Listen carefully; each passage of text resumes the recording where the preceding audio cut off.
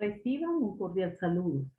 Bueno, ante todo quiero agradecer al Centro de Innovación Educativa de la UCAP y a Fundamiga por la oportunidad de formar parte de esta tan importante formación, así como al equipo de profesionales que me acompañan como facilitadora. Bueno, me corresponde desarrollar el módulo 3 referido a los principios DUA. Estaremos 2 semanas interactuando sobre el tema, van a recibir 2 clases grabadas y en las sesiones sincrónicas reflexionaremos sobre algunos ejercicios prácticos relacionados con el tema. Bueno, voy a presentarme, mi nombre es Rebeca Estefano, soy directora y fundadora de la organización Ser Inclusivo y docente universitaria. Antes de iniciar propiamente con el módulo de esta semana, que es el módulo 3, referido a los principios DUA, vamos a repasar un poco la ruta de aprendizaje, aunque ustedes ya vienen desarrollando esa ruta, pero es para recordarlo. Es importante que organicen su tiempo de estudio, revisen la competencia exigida para este módulo, visualicen y reflexionen sobre los videos, los materiales de lectura, actividades propuestas y otras que ustedes puedan también emplear como actividades complementarias para enriquecer este aprendizaje. Bueno, desarrollen las actividades programadas para cada semana del módulo y realicen la evaluación que se les indica. Algo muy importante, poner en práctica, así sea progresivamente, los conocimientos que van adquiriendo. Bueno, como les dije, tendremos 2 semanas con 12 horas de estudio durante las 12 semanas. Ahora bien, fíjense, es muy, pero muy importante preguntarnos como docentes, ¿cómo puedo conseguir mediante el enfoque DUA que los objetivos de aprendizaje, la metodología, los materiales y la evaluación sirvan para todos? ¿Cuál es mi objetivo? ¿Qué quiero que los estudiantes conozcan? ¿Cómo conseguir que estén motivados? Plantearse también cuáles son las barreras que pueden interferir en los alumnos para lograr los objetivos. ¿Puedo eliminar como docente esas barreras? Según ese objetivo que me he planteado, pienso cómo enseñar y qué procedimiento utilizar. Según ese objetivo, pienso también cómo se va a evaluar, si será de una forma u otra. Esto es bien importante que como docente nos lo planteemos. Para el caso de los principios DUA, es necesario que identifiquemos las barreras en cada uno de estos elementos curriculares. En el caso del objetivo, tenemos que tener bien claro que ellos son los objetivos de aprendizaje. Ellos van más allá de ser unos marcadores de rendimiento. Estos objetivos deben ser observables, medibles y que se alineen al grado en el que estamos impartiendo. También deben ser alcanzables por diferentes personas y por diferentes maneras. Esto es importante. Es necesario que estos objetivos que nos planteemos permitan elegir los métodos y los materiales didácticos que voy a emplear. Que dentro de ese objetivo también se involucre la importancia en la evaluación. Y este objetivo que desarrollemos no debe vincular un medio para el logro de ese objetivo, o sea, no vincularse solamente a un único medio para el logro de un objetivo. En el caso de los métodos, el método que yo empleé para dar mi clase o desarrollar la clase, deben ser flexibles, deben ofrecer oportunidades para acceder al contenido, esto es muy, muy importante, deben promover el aprendizaje interactivo y deben incorporar al aprendiz, deben incorporar al estudiante. En el caso de los materiales, fíjense, los materiales no tienen valor en sí mismos. Muchas veces empleamos materiales, incluso materiales y tecnología, vamos a meterlo allí, que no tienen valor en sí mismos. Entonces, ellos deben tener una estrecha relación con los otros elementos del currículo. Los materiales deben ser flexibles, es decir, que permita presentar conceptos de varias maneras. Esto hay que tomarlo en consideración. Para elegir un material debemos estar atentos a que hay que brindar diferentes tipos de materiales didácticos, no un único material, que también les dé la oportunidad al estudiante de elegir el material, que esos materiales sean flexibles, que sean concretos, no solo abstractos. En el caso de la evaluación, esto estoy hablando para que más o menos podamos después identificar las posibles barreras que hay en cada uno de estos elementos. En el caso de la evaluación debe realizarse a través de múltiples medios, no de un único medio. Deben aportar la situación o información de esa situación inicial del grupo y de cada estudiante, ¿ok? No solo del grupo general, sino de cada también estudiante, así como el progreso, el avance de cada uno de ellos. Bueno, deben incluirse evaluaciones tanto sumativas como formativas. Hay que entregar la información de forma cuantificable, ¿ok? De comparación en qué sentido, no con el resto, sino de cómo iniciaste y cómo va tu proceso, ¿ok? Cómo ayudan a mejorar esa adquisición del aprendizaje. Los instrumentos y los procedimientos que se vayan a utilizar en la evaluación deben permitir al estudiante demostrar lo que sabe, permitirle al estudiante que él se sienta satisfecho, que él pueda conocer qué es lo que él sabe, qué es lo que ha avanzado.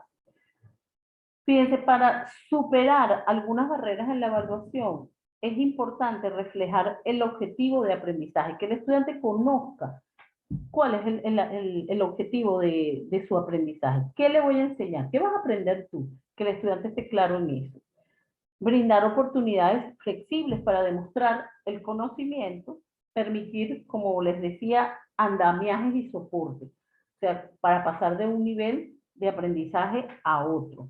Y es necesario que se realice de forma continua. Algunas de las barreras que podemos encontrar en la evaluación es generalmente texto impreso, exigen escritura, un modo de respuesta única, a veces nos genera ansiedad el tipo de evaluación. Piensen un poquito, ¿con qué instrumento evalúo generalmente? ¿Qué uso? Generalmente que escriban el examen, la prueba. También la evaluación muchas veces no permite el acceso a todos los estudiantes. O sea, evalúo de una única manera y todos los estudiantes no pueden acceder a esa evaluación. No pueden, muchas veces dentro de la evaluación, no usamos soportes para demostrar la comprensión del contenido, sino evaluamos en algunas oportunidades, por no decir la mayoría, de forma más memorística. Entonces, estos son elementos previos que debemos tomar en consideración para ir identificando las barreras, que es uno de los elementos que requiere el DUA. Ahora bien, vamos a hablar de estos principios. Hay 3 principios y 9 pautas. ¿Qué son los principios? Se preguntarán ustedes. Son aquellos que sientan las bases del enfoque DUA. Ellos también permiten la implementación del DUA, o sea, la aplicación del diseño universal para el aprendizaje. Son ese referente científico, ¿okay? Ese referente de la bibliografía científica, y es importante que para alcanzar estos principios, ellas necesariamente se acompañan y se apoyan de las pautas. Como ya les dije, el DUA está estructurado en 3 principios básicos y ellos se corresponden con 3 redes cerebrales que están implicadas en ese proceso de aprendizaje. Estos principios se van a desarrollar a través de esas pautas de aplicación. ¿Y qué son las pautas? Se preguntarán ustedes. Las pautas son ese conjunto de estrategias que se pueden utilizar en la práctica docente. ¿Para qué? Para lograr que los currículos sean accesibles a todos los estudiantes, para eliminar las barreras en los componentes curriculares es decir, en los objetivos, en los métodos, en los materiales, en la evaluación. Y estas pautas pueden servir como base para crear opciones distintas, diferentes, para flexibilizar los procesos de enseñanza. Y, por supuesto, maximizar las oportunidades de aprendizaje. El objetivo es superar las barreras presentes. Esto es importante. Así como hablamos durante todo el curso de distintas barreras, en este caso estamos hablando de las barreras del currículum. Entonces es importante superar las barreras presentes para el aprendizaje en cada contexto. Y esto es importante también. Cada contexto tiene distintas barreras. Mediante los principios y las pautas tenemos que elegir herramientas para los métodos, herramientas, tenemos que elegir métodos y prácticas acordes a ese contexto. Algo bien fundamental es que las pautas no deben aplicarse a un único elemento del currículum, ni deben ser utilizadas con pocos estudiantes o con unos pocos estudiantes. Lo pertinente sería que las pautas se utilicen para evaluar y planificar los objetivos, la metodología, los materiales, las estrategias de evaluación. ¿Con qué propósito? Con ese propósito de crear un entorno de aprendizaje completamente accesible para todos. Adicional a los principios y las pautas, estas pautas se acompañan de unas claves, también se les llama puntos de verificación. Sirven de orientación, ¿ok? De orientación, ojo, los cuales no deben tomarse como una fiel receta, ¿ok? Porque todo va a depender del contexto, de la singularidad de nuestros estudiantes, de las características también de las tareas o de las actividades y de la interacción que pueda darse entre todos estos elementos. Ahora bien, es importante aclarar, antes de continuar, que cuando nos referimos al aprendizaje y a cómo el cerebro está aprendiendo, nos vamos a encontrar, como lo dije al inicio, con tres redes cerebrales. ¿Qué son cuáles? La red afectiva, son las redes afectivas. La red afectiva está ubicada en el sistema límbico del cerebro y ella es la especializada en asignar significados emocionales a las tareas o a las actividades. Esta red está relacionada con la motivación y en esa forma de involucrarnos en el proceso de aprendizaje. ¿A qué está referida? Bueno, a los intereses, a los estados de ánimo, a las experiencias previas. Ella se relaciona también con la priorización, con el compromiso que adquirimos con determinado aprendizaje en este caso. Y se refieren a por qué del aprendizaje. Esa es la red afectiva. Ella está conectada, esta red, a el principio de motivación y compromiso. Luego tenemos la red del reconocimiento, que está ubicada, que la visualizan allí en color morado, en algunas áreas ubicadas en la parte media y posterior del cerebro. Se ocupa de recibir la información, de representarla, de asignarle un significado. Aquí en esta red, de manera práctica, es donde se reconocen los números, las letras, símbolos, palabras, objetos, conceptos abstractos como la paz, el amor, la libertad. Y esta red se refiere al qué del aprendizaje. Luego, esta red está relacionada con el principio de representación.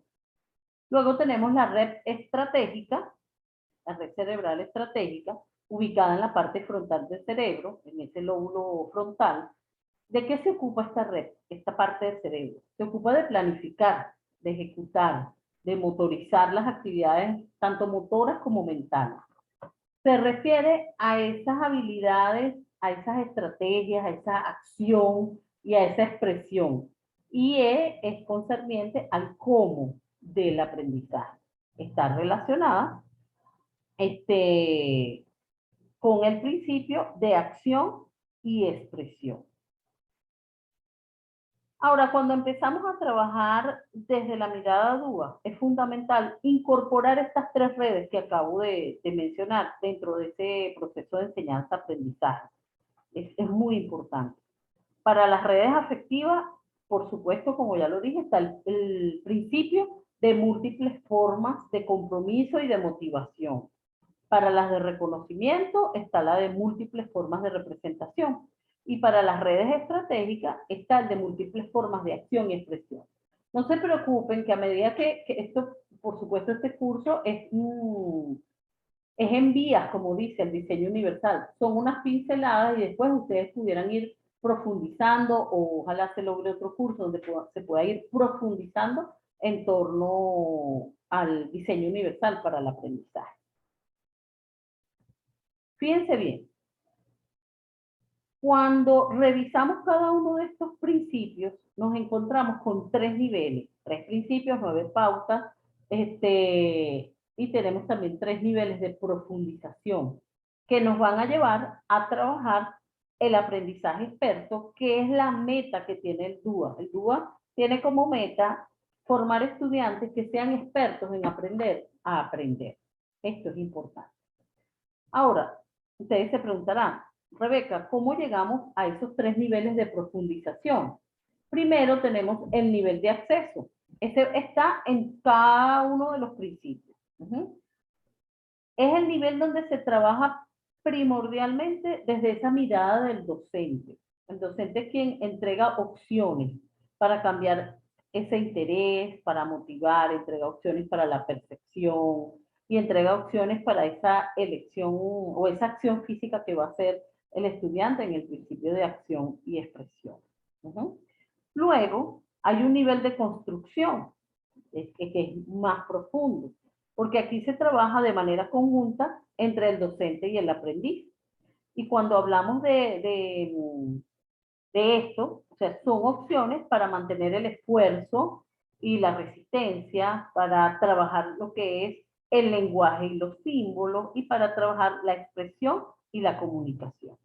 Luego tenemos ese nivel de internalización, que es principalmente el estudiante que desarrolla este nivel de aprendizaje, porque el estudiante de alguna forma es el que se autorregula, es el que puede generar estrategias para poder comprender mejor los contenidos, y es el estudiante que desarrolla alternativas para poder tener un buen desarrollo de esa función ejecutiva. De esta forma, podemos tener estudiantes que son decididos y motivados, estudiantes ingeniosos y conocedores, estudiantes estratégicos y dirigidos a la meta. Por supuesto, todo esto es un proceso. Vamos progresivamente. Hoy vamos a ver, o en esta clase solo vamos a ver el primer principio. Este principio que está conectado con la red cerebral afectiva es el de proporcionar múltiples formas de motivación y compromiso. Es el principio que nos permite, como lo decía, está muy relacionado con esa red cerebral, que nos permite ilusionarnos, el porqué del aprendizaje, por qué las personas aprenden o por qué aprendemos. Es esa conexión emocional. Pero lo que motiva a un estudiante, y ustedes lo saben mejor que yo, no sirve para otro. Por ello, hay que brindar distintas opciones que favorezcan los intereses. Aquí, ¿qué tenemos que hacer como docentes? Tenemos que evaluar y priorizamos. Evaluar qué hay en ese contexto y priorizamos. Vemos que a unos estudiantes les puede motivar lo novedoso o lo espontáneo, pero hay otros estudiantes que son más rutinarios. Bueno, y nos pasa a nosotros también cuando estamos en esa función de aprendiz. Hay alumnos que se concentran mejor cuando trabajan solos. En otros casos prefieren trabajar en grupo. Entonces es necesario brindar opciones o variar, ¿verdad? Las dinámicas para captar el interés, para mantener el esfuerzo, la persistencia y para la autorregulación, de manera tal que los estudiantes puedan involucrarse acorde con esas preferencias, con esos gustos.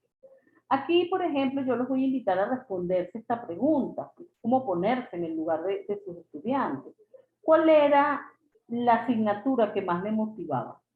¿Por qué les motivaba esa asignatura? ¿Te gustaba trabajar en grupo o solo? Hay que considerar que el componente emocional en ese momento, los estoy ubicando como estudiantes, el componente emocional estaba vinculado a esa preferencia de esa asignatura. La pregunta que debemos hacernos ahora de este lado como docente es cómo yo implico a mis estudiantes en el proceso de aprendizaje. Hacernos cada vez que vayamos a organizar nuestras clases. Ahora ustedes dirán, bueno, pero ¿cómo llevar este principio a la práctica? Para incorporarlo en los procesos de enseñanza, o sea, ¿cómo llevo todo eso? Tenemos que ir ubicando las pautas, que ya lo había explicado. Hay 3 pautas del DUA con sus respectivas claves y cada clave se desarrolla desde esos 3 niveles que expliqué anteriormente: el acceso, la construcción e internalización del aprendizaje. Fíjense, tenemos esa pauta dentro de este principio, que es captar el interés. Estas que les voy a explicar aquí son las de acceso. Captar el interés tiene que tener, responde a esa estrategia que tienes que trabajar desde las diferencias tanto intra como interindividual, acorde con las características de esos estudiantes y de ese contexto. Las claves. Aquí las claves son optimizar la elección individual y la autonomía. Ustedes dirán, ¿en qué consiste esto? Bueno, en ofrecer opciones a nuestros estudiantes para ejercitar la toma de decisiones, la satisfacción con los logros alcanzados, incrementar el grado de vinculación con su propio aprendizaje. ¿Cómo yo puedo llevar a la práctica esto? Proporcionar opciones relacionadas con lo que es el nivel de desafío percibido por cada estudiante. Generar algunas actividades donde probablemente podamos darles recompensas.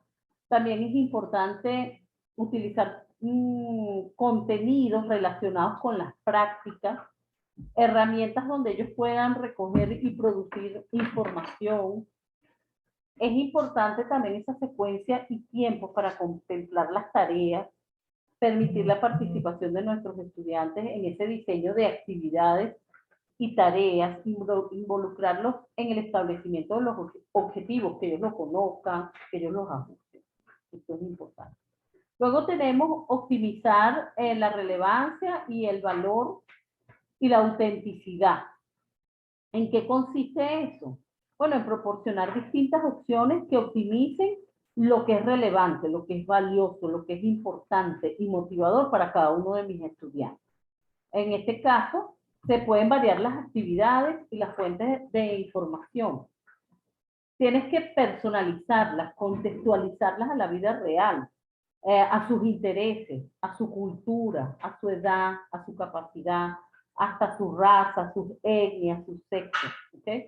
Es importante diseñar actividades que sean viables, reales y comunicables. Promover la elaboración de esas respuestas personales. Fomentar también esa autorreflexión, esa autoevaluación de los contenidos y las actividades. Y diseñar actividades que fomenten la resolución de problemas y la creatividad. Luego tenemos, dentro de esta, tenemos minimizar la sensación de inseguridad y las distracciones. Y bueno, aquí hay que crear un clima de apoyo y de aceptación en el aula, ofreciendo distintas opciones que reduzcan esos niveles de incertidumbre, la sensación de inseguridad, de miedo, de distracción.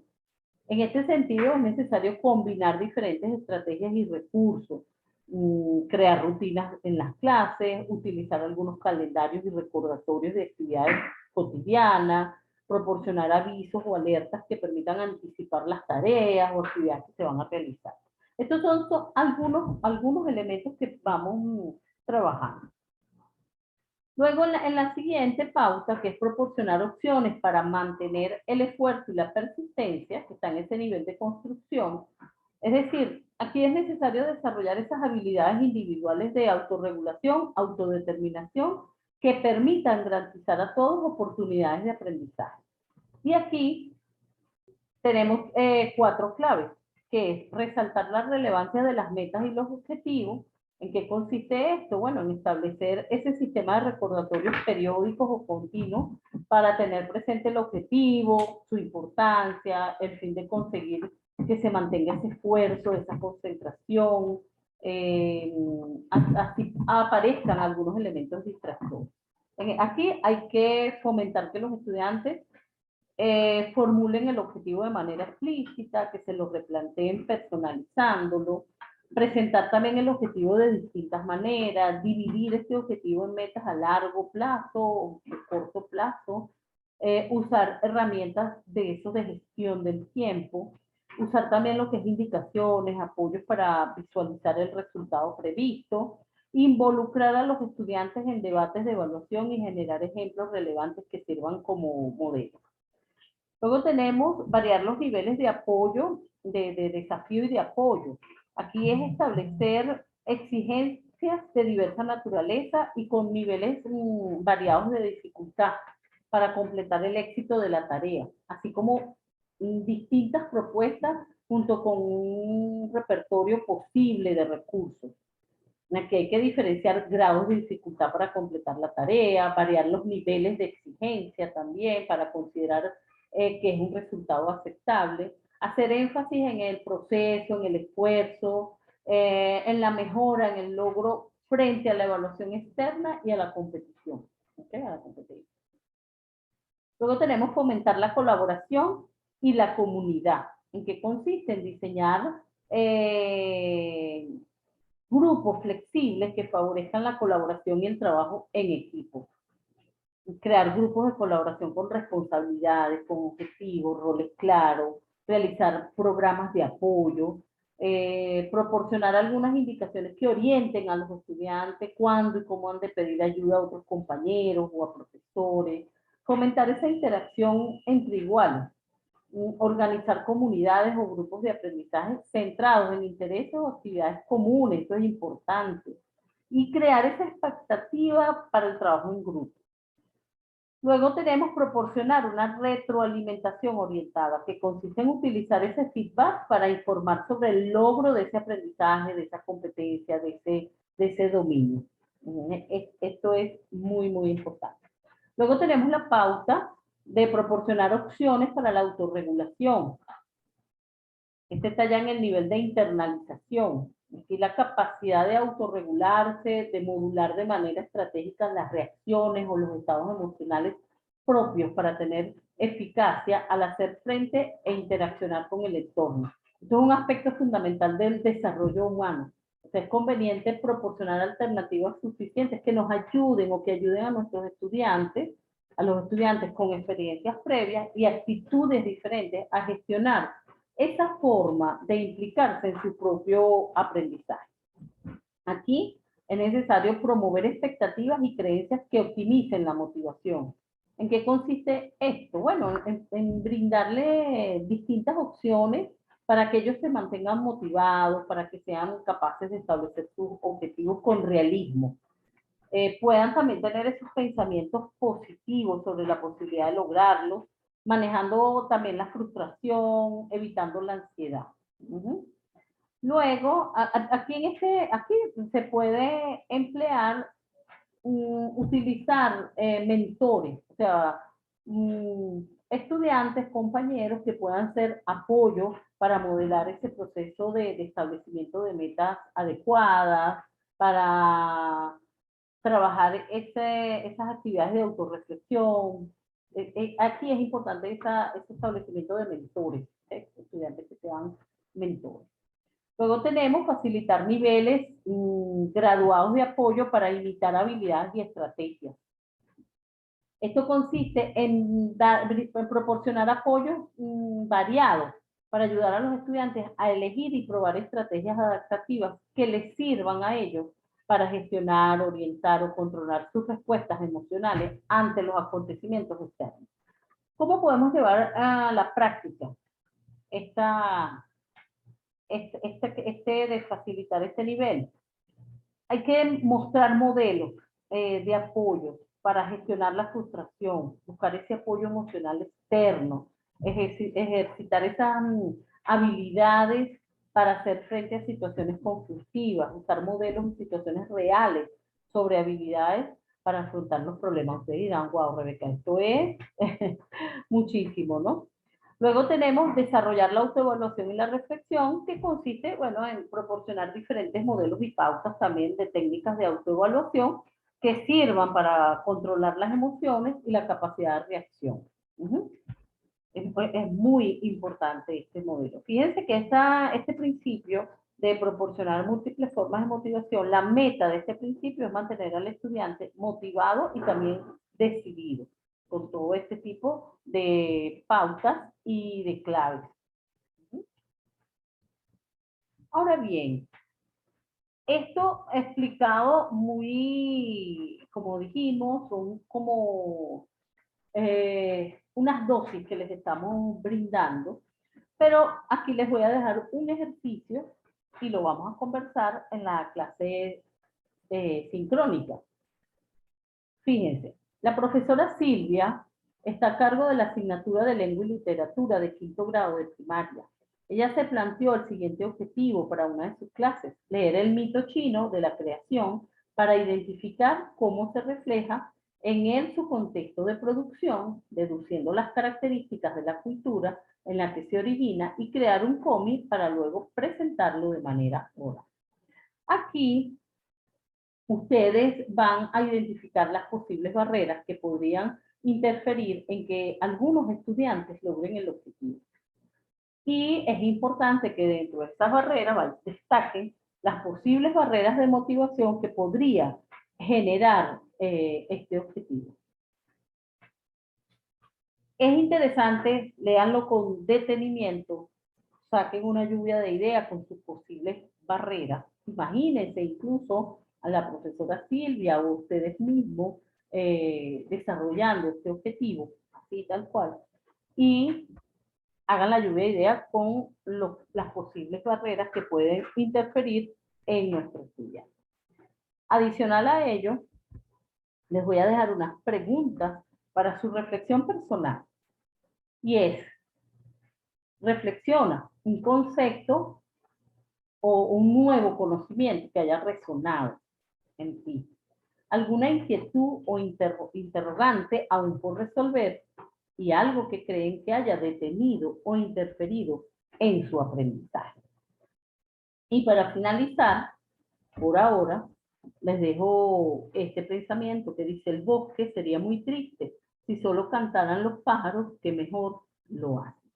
Bueno, muchas gracias. Allí les dejo mi correo, mis redes sociales y el de la organización que dirijo. Nos vemos en la clase sincrónica.